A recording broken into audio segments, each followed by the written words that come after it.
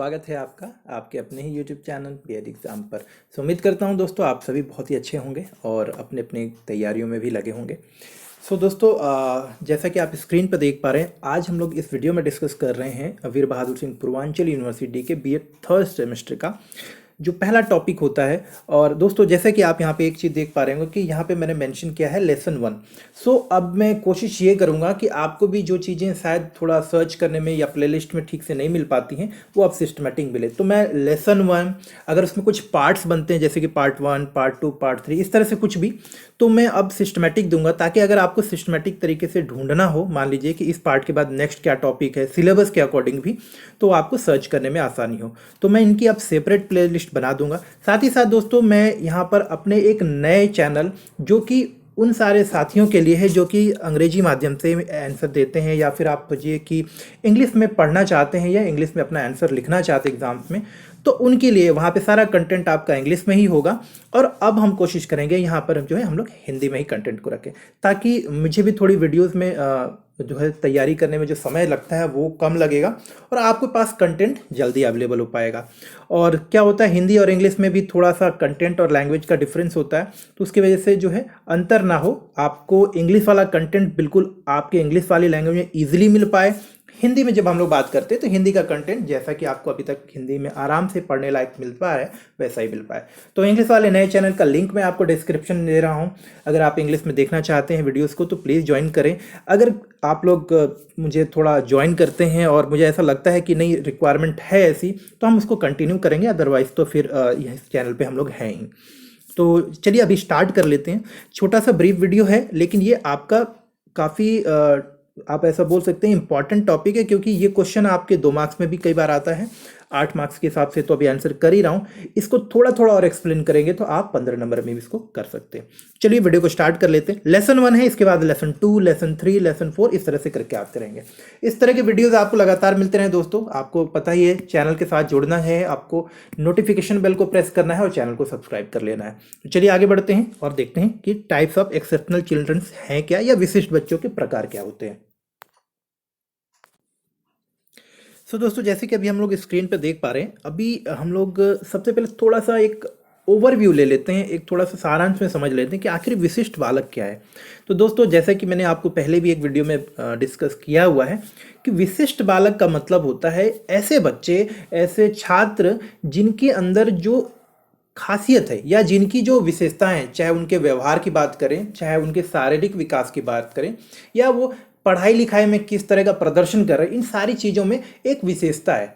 और आप यहाँ पे विशेषता का मतलब सिर्फ आप पॉजिटिव या सकारात्मक रूप में मत समझे, यहाँ पे उसको नकारात्मक या नेगेटिव फॉर्म में भी समझ सकते हैं। कहने का मतलब एक साधारण क्लास में क्या होता है, आमतौर पे सभी बच्चे जो ठीक ठाक से पढ़ रहे होते हैं, टीचर जो बताता है उसको करते हैं, कोई थोड़ा कम करता है थोड़े ज़्यादा।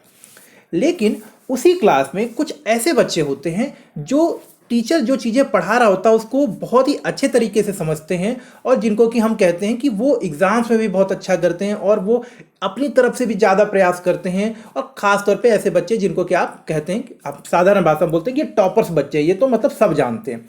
और उसी क्लास में आपको ऐसे भी बच्चे मिलेंगे जो कि बिल्कुल डल होते हैं, जिनको क्या आप डल कहते हैं। अब उसके कारण बहुत सारे होते हैं, तो उनको डल कहना बिल्कुल मतलब ये नहीं होता कि डल होने के लिए वही जिम्मेदार है, बट ऐसे बच्चे किसी कारणवश डल होते हैं। तो होता क्या है कि ऐसे बच्चे, उनका प्रदर्शन जो है बहुत ही निम्न स्तर का होता है। वो अपने क्लास में उनके साथ जो पढ़ने वाले दोस्त हैं, आमतौर पे जो एवरेज स्टूडेंट्स हैं, उनसे भी उनका परफॉर्मेंस जो है कम होता है। मान लीजिए ज़्यादातर बच्चे जो है किसी टेस्ट में, मान के चलिए अगर 50 नंबर की टेस्ट है तो 30 से 35 के बीच में लेकर आ रहे हैं। तो जो टॉपर होंगे, जो एक्सेप्शनल चिल्ड्रंस की कैटेगरी में आते हैं, जो टॉपर्स होंगे, आप उनको पता है, आप देखेंगे उनके मार्क्स 45, 48, 49 या 40 के एबव रहेगा। 35 जो एवरेज मार्क्स है 35 से ऊपर रहता है। और इसी क्लास में वैसे बच्चे जिनको कि हम लोग बोल रहे हैं डल स्टूडेंट, यानी कि थोड़ा पढ़ने में वीक हैं, आप देखेंगे उनके मार्क्स आ रहे हैं किसी के 15, किसी के 20, किसी के 25 और इसी रेंज में। तो ऐसे छात्र जो एकदम या तो ऊपर प्रदर्शन कर रहे हैं या बिल्कुल नीचे प्रदर्शन कर रहे हैं एक औसत प्रदर्शन से, इनको हम लोग एक्सेप्शनल बोलते हैं, ये एजुकेशन के फील्ड में। इसी तरह से शारीरिक रूप से भी बात करते हैं, अगर शारीरिक मानसिक विकास की बात करें या इमोशनल बैलेंस की बात करें।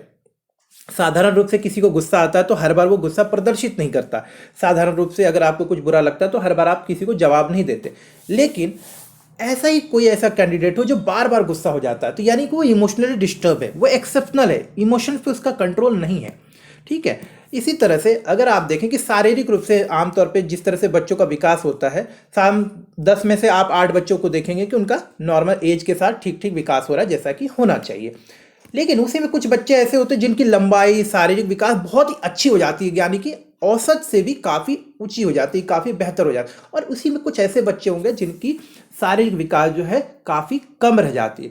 तो इस तरह की विशेषताओं वाले, चाहे वो सकारात्मक हो या नकारात्मक हो, चाहे बहुत अच्छा हो चाहे बहुत बुरा, इसके लिए बहुत सारे कारण हैं, वो भी हम यहाँ पे चर्चा करेंगे। तो इस तरह के बच्चों को हम लोग क्या कहते हैं, विशिष्ट बालक कहते हैं। परिभाषा के रूप में आइए समझ लेते हैं अब इसको। देखिए, टेलफोर्ड ने कहा, जैसे मैंने आपको बताया, कि उक्त दोनों प्रकार के विशिष्ट बालकों की विशेषताओं को हम लोग एक डेफिनेशन के रूप में कैसे बता सकते हैं। विशिष्ट शब्द उन बालकों के लिए प्रयुक्त होता है जो सामान्य बालकों से शारीरिक, मानसिक, संवेगात्मक और सामाजिक विशेषताओं में कुछ इस सीमा तक भिन्न होते हैं कि उनकी क्षमताओं का अधिकतम विकास करने के लिए, यानी कि अब वो क्योंकि सामान्य बच्चों से अलग हैं, तो उनकी क्षमताओं का अच्छे से विकास करने के लिए, अधिकतम विकास करने के लिए विशेष प्रकार की सामाजिक और शैक्षिक सेवाओं की आवश्यकता पड़ती है, और इन्हें हम विशिष्ट बालक कहते हैं। आप समझ गए कि भैया अगर उनको सेम ही क्लास में पढ़ाया जाए, जो बच्चा मान के चले बहुत एक्सेप्शनल है, तो उसको क्लास में क्या लगेगा, यार जो चीज़ें पढ़ाई जा रही है तो मैं तुरंत कर लेता हूँ, तो उसका मोटिवेशन कम होगा। और एक बच्चा जो क्लास में बहुत खराब कर रहा है, उनका प्रदर्शन ठीक नहीं हो पा रहा, उसको लगेगा यार ये तो बहुत सारा टफ काम है, मेरे दोस्त सारे अच्छा कर रहे हैं और मैं कभी कर नहीं पा रहा, शायद मैं कभी कर नहीं पाऊंगा, तो वो डीमोटिवेट होता है। दोनों ही केसेस में डीमोटिवेशन आता है। एक को लगता है ये मेरे लिए बहुत ही निम्न स्तर का कोर्स है, या जो चीज़ें पढ़ाई जा रही है तो मैं बहुत पहले से जानता हूँ, और दूसरे को लगेगा यार जो पढ़ाई जा रही है तो मेरे बस का ही नहीं है, मैं तो कर ही नहीं पाऊंगा, तो भी डीमोटिवेट होगा। तो इन दोनों ही केसेस में इन बच्चों को स्पेशल टीचर्स की, स्पेशल अटेंशन की, स्पेशल एक तौर तरीके की जरूरत होगी, स्पेशल क्लासरूम्स की जरूरत होगी, जहाँ की उनको उनकी क्षमताओं के हिसाब से चीज़ें सिखाई जाएं, उनको उनकी गति के हिसाब से, उनको कुछ नए तरीके से चीज़ें सिखाई जाए। अगर कोई एक्सेप्शनल बच्चा, बहुत होनहार बच्चा है, उसको टफ काम दीजिए, उसको कुछ ज़्यादा रिसर्च वर्क दीजिए, उसको ज़्यादा मोटिवेट करिए, उसको उसी के क्लास में जो थोड़े और कठिन टाइप के प्रश्न होते हैं उनको हल करने के लिए दिए, उसको ज़्यादा चैलेंजिंग लगेगा, वो मोटिवेटेड रहेगा।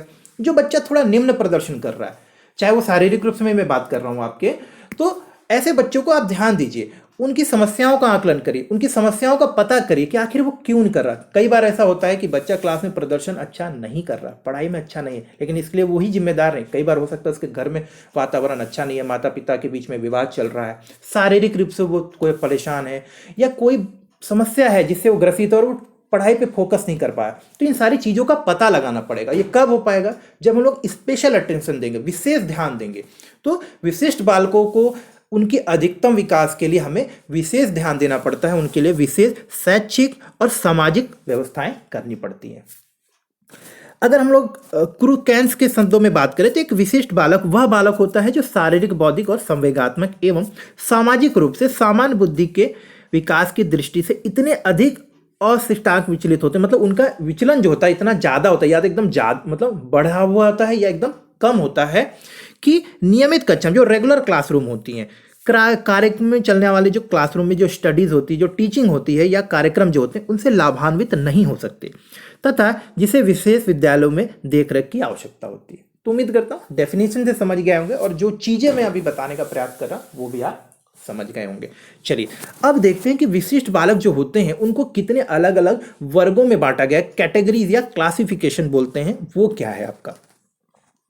देखिए, एक्सेप्शनल बालक जो होते हैं आपके मुख्य रूप से कई सारे कैटेगरीज है, तो उनको एक एक करके हम लोग देखते हैं। इनके मेन रूप से 3 कैटेगरीज होती है, इनको फिर हम लोग और थोड़ा सा देखेंगे। एक्सेप्शनल बालक जो होंगे आपके, पहले होते हैं बौद्धिक क्षमता के ऊपर, यानी कि जो हम लोग इंटेलिजेंस बोलते हैं ना, साधारण शब्दों बोले कि बुद्धि कितनी है, यार इसकी बहुत ज़्यादा बुद्धि, इसकी बहुत कम, इसकी औसत बुद्धि, तो इस तरह के बच्चों का वर्गीकरण होता है। तो पहले एक्सेप्शनल बालकों को हम लोग इस आधार पर वर्गीकृत करेंगे कि बुद्धि के आधार पर।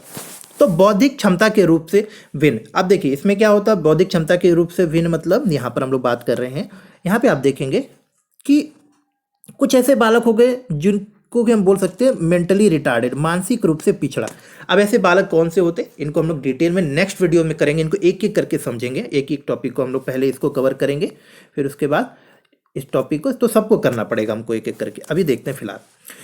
दूसरे बच्चे होते हैं जो एजुकेशनली पिछड़े होते हैं, एजुकेशनली रिटार्ड। एक मेंटली रिटार्ड है जिसको कि मतलब ऐसा बच्चा जो मानसिक रूप से विकृत है, उसकी हो सकता है मानसिक ग्रोथ जो है ठीक नहीं हो। आपने देखा होगा कोई सारे बच्चे होते हैं आप ही की उम्र के होंगे, आप ही के जैसे लंबे चौड़े होंगे, लेकिन उनकी सोचने समझने की जो क्षमता होती है वो कम होता है। अब मेंटल रिटार्डनेस जो होता है, मानसिक रूप से पिछड़ेपन के बहुत सारे कारण होते हैं। कई बार आनुवांशिकता होती है, कई बार कोई एक्सीडेंट, कई बार कोई बीमारी, तो ऐसे बहुत सारे कारण हो सकते हैं।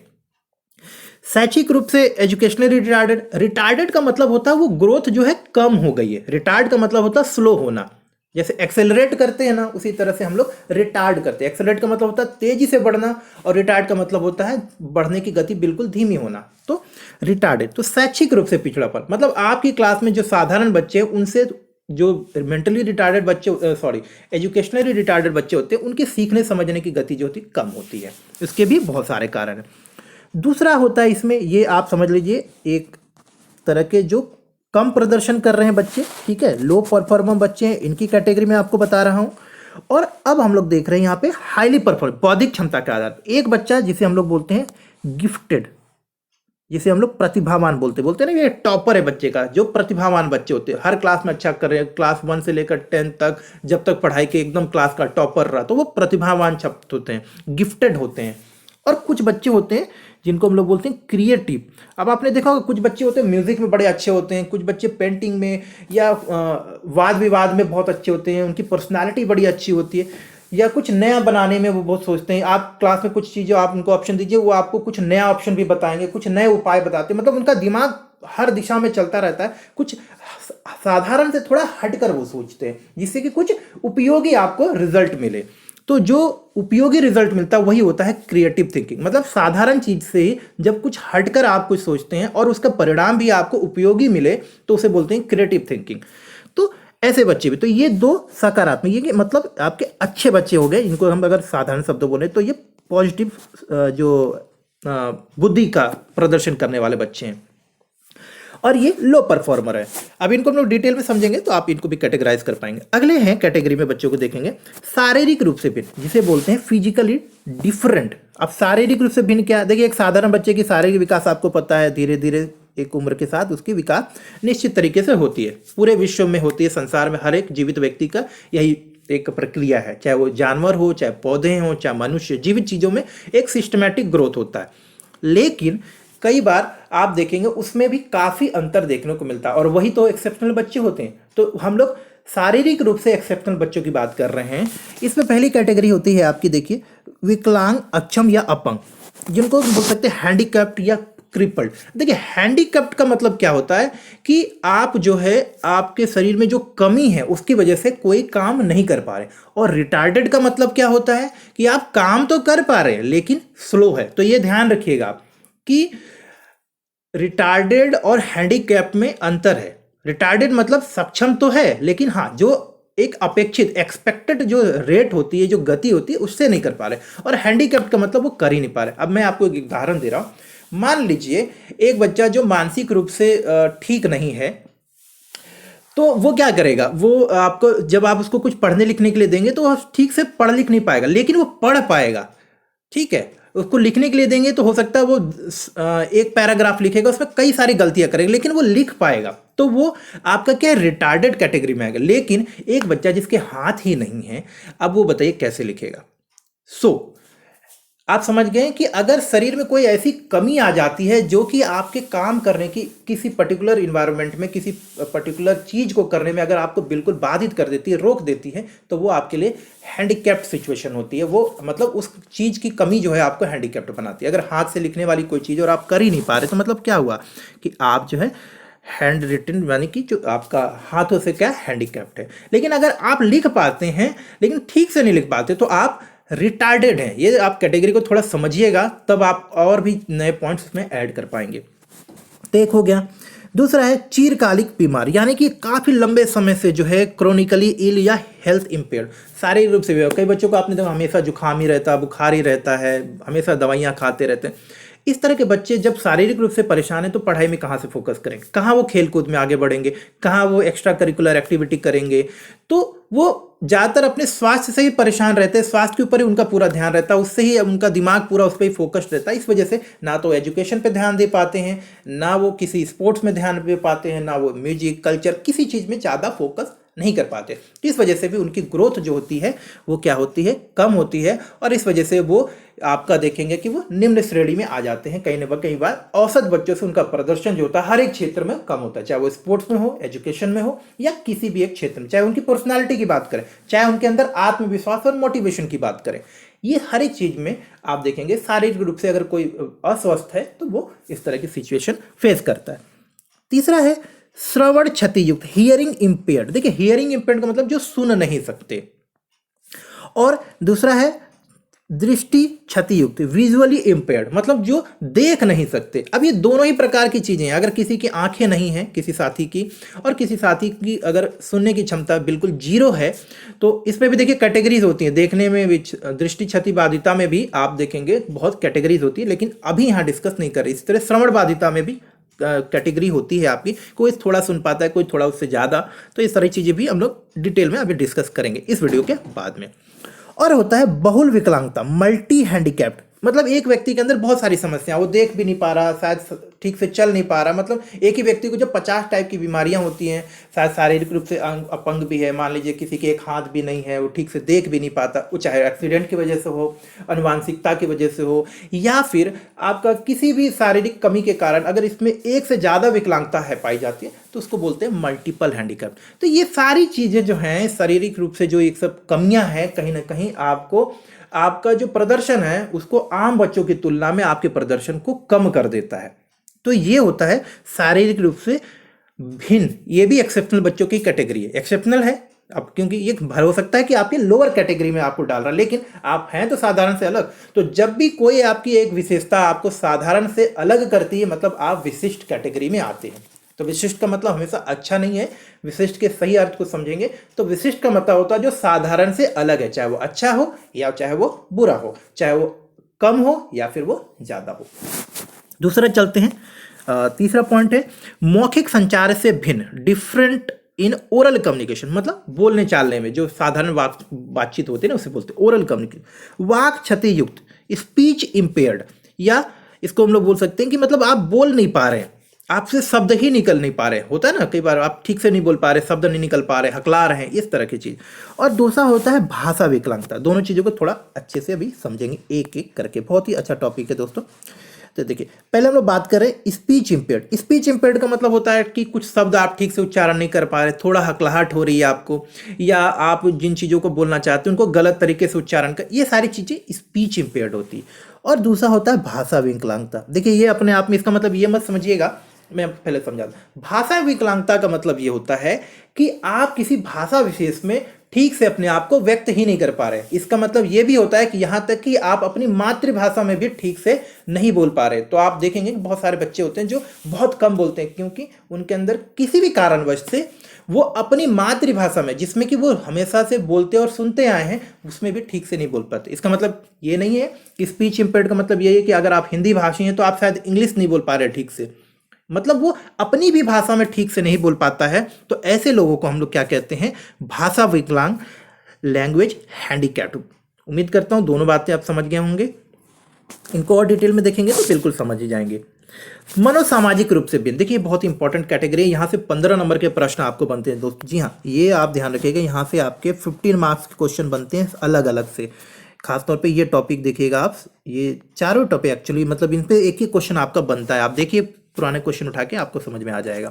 सो मनोसामाजिक रूप से भिन्न क्या होते हैं, साइकोलॉजिकली डिफरेंट बच्चे कि मानसिक और सामाजिक दोनों रूप से उनकी मतलब ऐसी सिचुएशन बनी है कि वो अलग दिखते हैं। अब पहला होता है संवेगात्मक रूप से अशांत, इमोशनली डिस्टर्ब्ड। अब इमोशनली डिस्टर्ब बच्चे कौन से होते हैं, मैं आपको बता रहा हूँ। ऐसे बच्चे जो कि मतलब जिनका इमोशंस के ऊपर अपना नियंत्रण नहीं होता, कंट्रोल नहीं होता, ऐसे बच्चों को हम लोग बोलते हैं इमोशनली डिस्टर्ब्ड। अब इसका बहुत सारा कारण होता है, परिवार में कलह, परिवार की स्थिति अच्छी नहीं, गरीबी, या फिर परिवार में जो रहने का वातावरण है वो शायद ऐसा ना हो कि उनको सकारात्मक नज़रिया दे पाया हो, उनकी परवरिश ठीक से ना हो पाए। कई सारे कारण होते हैं जिसके कारण बच्चा इमोशनली डिस्टर्ब होता है। अब उसमें होता क्या, संवेगात्मक रूप से जो अशांत बच्चा होता है, आप देखेंगे छोटी छोटी बातों में बहुत गुस्सा करने लगता है, छोटी सी खुशी की बात में बहुत ज़्यादा हर्षोल्लाहित हो जाता है, मतलब एकदम हैप्पी हो जाता है, उछल उछल के नाचने लगेगा, कूदने लगेगा, गुस्सा होगा तो सामान उठाकर फेंकने लगेगा।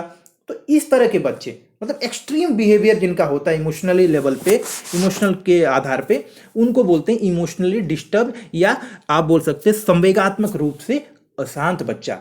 आपने देखा होगा ऐसे बहुत सारे बच्चे देखे होंगे। तो इनको मतलब ये भी एक प्रकार की डिसेबिलिटी है। दूसरा होता है सामाजिक रूप से कुसमायोजित, सोशली मेल एडजस्टेड। तो मेल एडजस्टेड का मतलब होता है, मेल शब्द का मतलब होता है कमी का, और एडजस्टेड का मतलब होता है समायोजन। तो जब सामाजिक रूप से कुछ बच्चे कुसमायोजित हैं, अब मतलब मान लीजिए आपने देखा होगा जो झुग्गी झोपड़ियों में शहरों में रहते हैं, जहाँ रहने की जो प्रॉपर व्यवस्था ठीक नहीं होती है, रोजगार उनके माता पिता अच्छे से नहीं करते, पढ़ाई लिखाई के ठीक अवसर नहीं मिल पाए ऐसे बच्चों को, जो नशे की आदत लग जाती है, इस तरह के बहुत सारे आपने बच्चे देखे होंगे। तो उनको क्या होता है, सामाजिक रूप से जो एक बच्चे के विकास के लिए जो अच्छे अवसर, अच्छी परिस्थिति मिलनी चाहिए, वो नहीं मिल पाती। उसका कारण ये भी होता है कि घर पे स्थिति अच्छी नहीं है, उनको आर्थिक कमी के कारण भी हो सकता है, मतलब बहुत सारे ऐसे कारण हो सकते हैं जिनके कारण जो अच्छे अवसर, जो सही अवसर एक साधारण बच्चे को मिलते हैं उसके जीवन में आगे बढ़ने के लिए, नए नए कौशल, नए नए गुण सीखने के लिए, वो इस बच्चे को नहीं मिला। तो जिसके कारणवश क्या हुआ कि ये कुसमायोजित हो गया, उसने बहुत सारे गलत नज़रिए बना लिए, चाहे वो पढ़ाई को लेकर हो, चाहे वो समाज को लेकर हो, चाहे वो समाज की वैल्यूज़ को लेकर हो, वो गलत चीज़ें सीख लेता है, ये गलत तरीके से उसका विकास हो रहा है। ऐसे बच्चे जो हैं इनको हम लोग बोलते हैं सोशली मैलएडजस्टेड या सामाजिक रूप से कुसमायोजित। अब ये बच्चे क्या करते हैं, अपराधी प्रवृत्ति के होते हैं, पढ़ाई लिखाई में ध्यान नहीं देते हैं, दूसरे के साथ मार पिटाई करते हैं, मतलब इस तरह की समस्याएं आप इनमें देखने को मिलेंगे। अब इसका मतलब ये नहीं होता है कि ये बच्चे अच्छा नहीं कर सकते, इनको अगर थोड़ा अच्छे से देखभाल की जाए, इनको ट्रेन किया जाए, इनको सही गाइडेंस दिया जाए, तो ये भी अच्छा करते हैं, और इसके लाखों नहीं करोड़ों एग्जाम्पल्स आपको मिलेंगे। दूसरा है समस्यात्मक बालक, प्रॉब्लमेटिक चाइल्ड। तो ऐसे बच्चे होते हैं जो प्रॉब्लम क्रिएट करते हैं। देखिए ये ऐसे बच्चे होते हैं जो आपको कोई भी काम आप देंगे ना, उसमें आपको वो नुक्स निकालेंगे, उसमें कमी बताएंगे, मतलब वो आप कुछ भी काम करें उसके लिए आपके काम में वो बाधा उत्पन्न करते हैं। अब जैसे आप पढ़ने के लिए देंगे, किताबें छुपा देंगे, आप ट्यूशन भेजेंगे, वो ट्यूशन नहीं जाएंगे, आप इनको स्कूल में पढ़ाते हैं, ये लास्ट बेंच पे जाके बैठ जाते हैं, होमवर्क देंगे कभी होमवर्क करके नहीं आएंगे, अपने दोस्तों के साथ लड़ाई करें, छोटी छोटी चीज़ें करते हैं, बहुत जघन्य नहीं करते हैं लेकिन छोटी छोटी चीज़ें करते हैं, प्रॉब्लमेटिक। अब इनके भी बहुत सारे कारण होते हैं, इनका हेल्थ इशू हो सकता है, इनका सामाजिक और पारिवारिक स्थिति अच्छी नहीं हो सकती है, तो इनके भी बहुत सारे कारण होते हैं। लेकिन ये कैटेगरी आप समझ लीजिएगा, मनोसामाजिक रूप से इतने प्रकार के, एक होते हैं इमोशनल डिस्टर्ब, दूसरे सोशली डिस्टर्ब, मैलएडजस्टेड, प्रॉब्लमेटिक, और लास्ट में होता है आपका अपराधी यानी कि डेलिंक्वेंट चाइल्ड। ये देखिए आपके क्वेश्चन में आते हैं, इनको आप मिस मत करिएगा दोस्तों। ये एक तरह से समझिए इंट्रोडक्शन है, इनको अभी हम लोग डिटेल में एक एक टॉपिक को अच्छे से कवर करेंगे, लेकिन ये भी जो मैं अभी डिस्कस कर रहा हूँ ये भी आपको 5 नंबर से माफ करिएगा 8 नंबर और 15 नंबर में पूछा जाता है। तो अपराधी प्रवृत्ति के बालक क्या होते हैं, मैंने आपको जैसे बताया कि जिन बच्चों की परवरिश, जिन बच्चों को जो फलने फूलने का जो वातावरण है शुरू से ही जो है सकारात्मक नहीं रहा है, वो नशे की आदि लोगों के बीच में पैदा, उनके घर में लोग नशा करते हैं, उनको स्कूल नहीं भेजा गया है, उनको बचपन से ही काम पे लगा दिया गया है, झुग्गी झोपड़ियों में रहते हैं, या किसी भी कारणवश ऐसे बच्चे जो कि बचपन से ही जो सही चीज़ें सीखनी चाहिए, जो सही मौलिक मूल्य सीखने चाहिए, बातें सीखनी चाहिए, वो शायद नहीं सीख पाए, उनको ऐसा वातावरण ही नहीं मिला, हमेशा से गलत संगति में रहे हैं, गलत लोगों को उन्होंने फॉलो किया, उनके रोल मॉडल गुंडे, बदमाश, चोर उचक्के ही रहे हैं। ऐसे लोग जो होते हैं बचपन से ही धीरे धीरे अपराधी प्रवृत्ति को सीखते हैं, और ये बच्चे जब थोड़े सक्षम हो जाते हैं, जैसे कि 15-16 साल के, 12-14 साल के, तो ये धीरे धीरे अपराधी प्रवृत्ति की ओर बढ़ने लगते हैं, और ऐसे ही बच्चों को हम लोग कहते हैं डेलिंक्वेंट चाइल्ड या अपराधी बालक। इनकी भी बहुत सारी समस्या हैं, इनके लिए बहुत सारे प्रोग्राम चलाए जाते हैं, इनके आपके पुनर्वास के लिए, इनको बेहतर बनाने के लिए, लेकिन वो आगे चर्चा करेंगे। इसके बाद एक और कैटेगरी है सांस्कृतिक रूप से भिन्न। देखिए ये समस्या नहीं है, ये कमी है, जबकि आराम से दूर की जा सकती है। तो कल्चरली डिफरेंट, अब मान के चलिए जैसे हम लोग हैं, अब मैं आपको बताता हूँ, हम लोग सभी लोग क्या हैं, हमें हिंदी भाषी है, नॉर्थ इंडियन है, या साउथ में चले तो साउथ इंडियन है। अब ये नॉर्थ इंडिया के जब कोई एक बच्चा हमारी क्लास में, जब हम लोग सारे हिंदी भाषी और एक बच्चा कोई साउथ इंडियन आ जाता है, उसका खाना, उसका बोलचाल, उसका रहना सहना, उसका बात व्यवहार, उसकी भाषा का टोन सब अलग होगा, तो वो कल्चरली डिफरेंट है। अब ऐसा बच्चा जब कई बार हमारी क्लासरूम में आ जाता है तो उसका भी प्रदर्शन जो है कई बार प्रभावित होता है। क्यों? क्योंकि कई बार हो सकता है टीचर जो उसको हिंदी में समझा रहा है पूरा प्रयास कर रहा है कि समझ जाए, लेकिन कल्चर का फर्क है, वो चीजें नहीं समझ पा रहा है। हो सकता है जो वर्ड यूज कर रहे हैं हम लोग, जो किताबों में लिखा हुआ है, वो ठीक से नहीं समझ पा रहा। तो कल्चर के अंतर से भी बहुत फर्क पड़ जाता है हमको सीखने में, विकास पे। तो कल्चर, अब ये ऐसा ही हो सकता है कि हम जब किसी दूसरे देश में चले जाएं, वहाँ का रहन सहन, खान पान तो प्रभावित करता है। तो कल्चर के डिफरेंस की वजह से भी कई बार जो है हमारे अंदर विशिष्ट गुण आ जाते हैं, हम लोग विशिष्ट कैटेगरी में आ जाते हैं। अगर हम अपने देश में नॉर्मल दिख रहे हैं, अगर हम लोग ऐसे देश में चले जहाँ की हम भाषा नहीं जानते, हम लोग वहाँ के लिए विशिष्ट हो जाएंगे, क्योंकि हमको वहाँ की भाषा नहीं आती। हम जब वहाँ की पढ़ाई करेंगे, हमारा प्रदर्शन ऑब्वियसली वहाँ खराब होगा शुरू शुरू में, हो सकता है आगे चल के अच्छा हो जाए। या फिर एक ऐसी भाषा में हो जहाँ की हम भी जानते हैं, जैसे इंग्लिश में है, इंग्लिश में होगा, हम अच्छा इंग्लिश जानते हैं तो हम वहाँ भी अच्छा करेंगे। लेकिन अगर वहाँ की लोकल लैंग्वेज में हमको पढ़ना पड़ जाए जो कि हम नहीं जानते, तो हमारा भी प्रदर्शन क्या होगा? खराब होगा। क्यों? क्योंकि हम लोग कल्चरली डिफरेंट है, सांस्कृतिक रूप से हमारा जो है अंतर पाया जाएगा उस जगह के, उस स्थान के बच्चों से। और दूसरा होता है सांस्कृतिक रूप से अल्पसंख्यक, कल्चरल माइनॉरिटी। कल्चरल माइनॉरिटी का मतलब होता है कि आप जो है, आपकी जो, आप जिस संस्कृति को मानने वाले, जिस संस्कृति को आपने पाला पोसा, आपके पूर्वजों ने बनाया है, वो उसको मानने वालों की संख्या ही इतनी कम है कि लोगों को वो अलग लगता है, वो भिन्न लगता है। जैसे कि मान लीजिए हमारे देशों में अभी खानाबदोश लोग रहते हैं, जो नट प्रवृत्ति के लोग रहते हैं, जिनको नट जाति के लोग बोलते हैं। ये लोग क्या रहते हैं, एक जगह से दूसरी जगह जाते हैं। अब ऐसे बच्चे जब स्कूल कॉलेजेस में जाते हैं तो उनको बड़ा ही अटपटा सा फील होता है, ऐसा लगता है कि यार ये क्या हो रहा है। इसी तरह से मान लीजिए कोई भाषा विशेष का, आदिवासी क्षेत्र का कोई बच्चा है और साधारण स्कूल में आ जाता है, उसका यहाँ का रहन सहन, भाषा वगैरह अलग अलग, हमको भी उसकी भाषा अलग लगेगी। तो अगर आप एक ऐसे समुदाय से बिलोंग करते हैं जिसकी संख्या बहुत कम है, जो कि बहुत ही कम लोग जिसके बारे में जानते हैं, तो अगर आप ऐसी जगह से भी आते हैं तो कहीं ना कहीं आपको समायोजन करने में समस्या होगी और आपका प्रदर्शन शिक्षा में, क्षेत्र में, किसी भी क्षेत्र में आपका नॉर्मल बच्चों की तुलना में आप देखेंगे तो आरंभ में तो जरूर ही कम रहेगा। तो ये कैटेगरी है, क्यों होता है, इनको हम लोग और आगे डिस्कस करते हैं। तो उम्मीद करता हूँ ये वीडियो समझ में आ गया होगा। इसके बाद दोस्तों मैं आपको लेसन 2 दूंगा, जहां पर इसको हम लोग और डिटेल में डिस्कस करेंगे। इस तरह से मैं कोशिश कर रहा हूँ कि लेसन में, ताकि आप सिस्टमैटिक इसको आगे बढ़े। साथ ही साथ मैं अपने नए चैनल का लिंक भी आपको डिस्क्रिप्शन में दे रहा हूं, ताकि आप उसको वहां जाएं और ज्वाइन करें। वीडियोस अभी है नहीं वहां पर, बट मैं जब भी आपको, या ऐसा करता हूं कि उस वीडियो का लिंक मैं आपको तब शेयर करूंगा जब मैं चैनल पर कुछ वीडियोस पोस्ट कर देता हूं। तो मिलते हैं हम लोग अगले वीडियो में, तब तक के लिए नमस्कार और धन्यवाद।